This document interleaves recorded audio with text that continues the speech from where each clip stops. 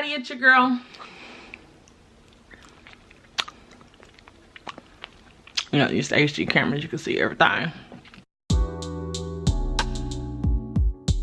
Hey everybody, it's your girl Takaija. Welcome back to my channel. It has been 2 whole weeks since I released a video and I'm sorry about that. So if you're new here, welcome. My channel is all about me and my crazy thoughts. And if you're returning, thank you so much. We just hit 325 subscribers. So you know what that means. I'm about to be doing a giveaway soon. Your girl just needs to go shopping for some good stuff. Today's video has been a video that's been on my mind. I have so many topics I want to cover and I cannot wait to just film bam, bam, bam, bam, get them all out of the way because I really want to have these conversations with you guys. So let's get into it. So as you can tell, the title is all about marriage in my personal opinion. Again, these are my personal opinions, Takaija's personal opinions, and what works for me and what I have learned. I have been in a relationship almost 5 years, or over 5 years now, and I've been married a little over 2 years. So in that, I have learned some things that I wish I knew before. And again, once you get married, you will discover some things about yourself. You're always growing, you're always evolving. But these are some of the things that I felt like I should express to you guys, just in case the old folks who've been married for 40 years are still stuck in 1947. And disclaimer, you guys, especially if you follow me on social media, I'm not a traditional person. I speak my mind. I talk about sex a lot. I talk about twerking. I twerk, you know, I flirt, all of that. So this may not be your cup of tea if you know your mind is in the 50s. The first thing I suggest you do before getting married is spend as much time with yourself as possible. I got married at 25. I'm now 27, almost 28.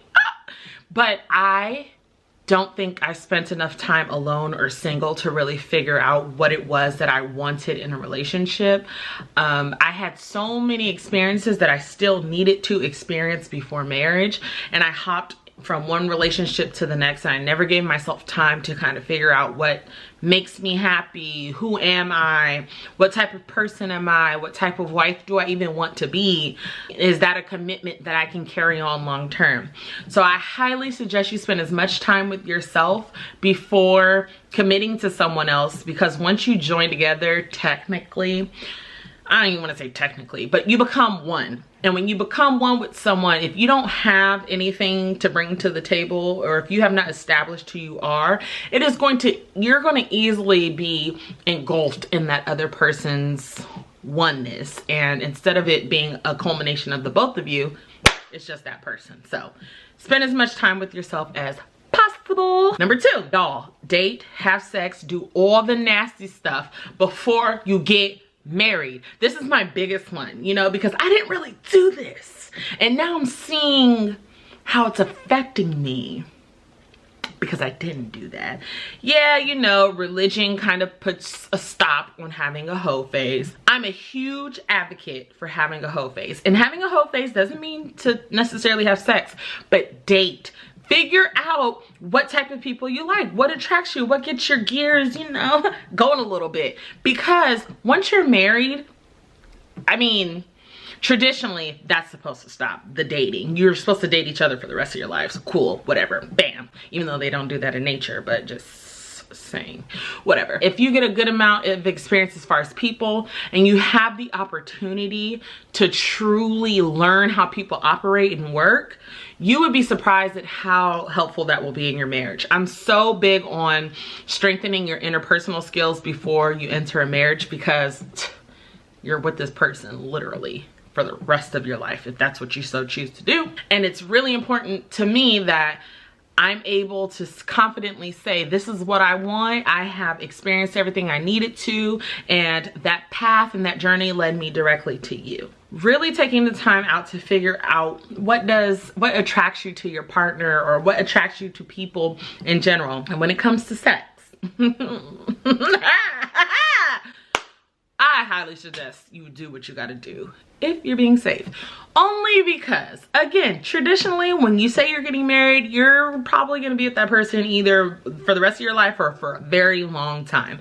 And I don't care what nobody says, men ain't the only ones out here cheating.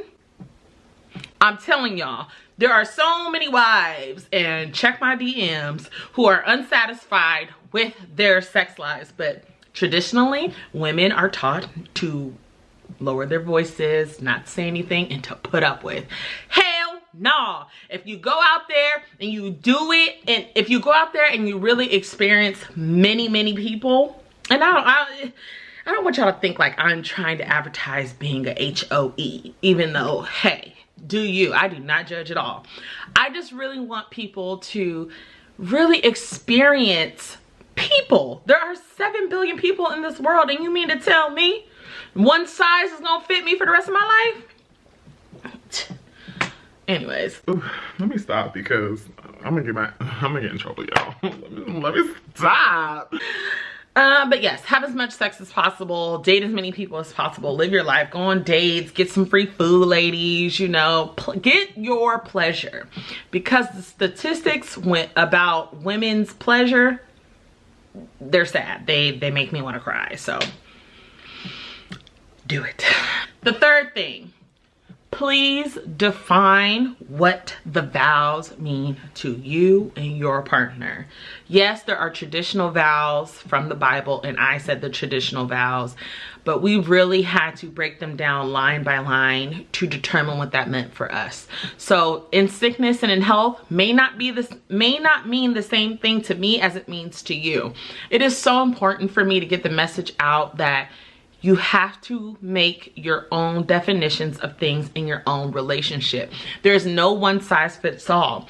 Some people ask me like, wow, like you're so vocal about sex and, you know, the dirty stuff all over social media, but it works for me. This has been talked about. So before you make a judgment on how someone else lives their life, make sure you define what life means to you, and you're not just going based off of what the popular definition is. That is so important to me. There are so many people, in my opinion, under the false idea that you are supposed to do everything one track. And I don't know where that started, but that shit has to end today. It's not gonna work. And for some people, like being as open and free as my relationship is, that does not work for the next person, especially when you have not established trust, or when your relationship has been rocky from the start. Maybe that doesn't work, but it's your responsibility to sit down with your partner and say, okay, what does this mean to us? What are the rules? What are the boundaries? What are the non-negotiables? That is really big. Lots of people enter marriages with just no conversation at all. People don't even know why they want to get married. They want to get married for love. Love runs out in a marriage, y'all. Trust me. It doesn't run out, but you know, it ebbs and it flows. Sometimes you're like, I don't really love this mother. But then you have to figure out what is the why in the first place. For some people, it's family. For some people, it's security. For some people, it's, you know, to keep the lineage going. Like there's so many reasons outside of love why you would get married. So there's so many reasons why you need to sit down with your partner and establish what marriage means to you, what disrespect means to you, what respect means to you, what does it mean to compromise, what does it mean to become one, finances, all of that stuff has to happen before. Do not rush the marriage process because of what we see online or what you see online. People are putting up literally the snapshots of the best times, and for some people, they're truly living their best life, but you don't know what they had to endure to get to that place. So when we say couple goals and relationship goals and we see these happy couples, don't for one moment think that they have not been through hell and back. They have probably endured hardships that some of us wouldn't even imagine. So you have to take that time out to learn yourself, learn your partner. I am so big on dating as long as possible. If I could go back, I probably would have chosen to get married like when I was 30 versus 25. That would have given us almost 10 years of dating to figure out if this is something that we wanted to do. Your mind when you first get married is not going to be the same mind 10 years later. You're going to mature. You're either going to elevate or you're going to the bottom one, whatever that is. You're not going to be the same person. So it's really important to have those conversations. It's really important to have a realistic view of what this is. People think that marriage is going to like solve their issues. Like, oh, he's cheating on me, let me get married, he gonna stop. Nah, sis. He showed you who he was. Like, girl, you still chose it. Talk. You really have to talk. And at some point you have to pick yourself. You have to put yourself first if you are compromising on things that you know that you would not traditionally compromise on. My mustache is disrespectful. I think I'm just gonna start getting it waxed. Whatever. I really wanted to make this, hopefully it's really quick. You guys know I could talk for days, but I really wanted to make a YouTube video about marriage because it's about to be proposal season. Everybody in their feelings. The weather's cold outside, you know. You want to make that commitment. If y'all are not doing the work beforehand, don't get engaged. And men, I don't want to say men because sometimes women propose or you're in a different type of relationship. Do not feel pressured by your partner to propose. Trust me, you will not be happy later on that you did that.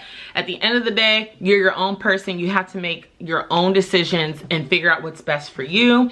Marriage is not going anywhere. The institution of marriage has been here since before time. It's going nowhere. If you two have a bond, if you two have something that's good, don't let outside opinions factor into that, okay?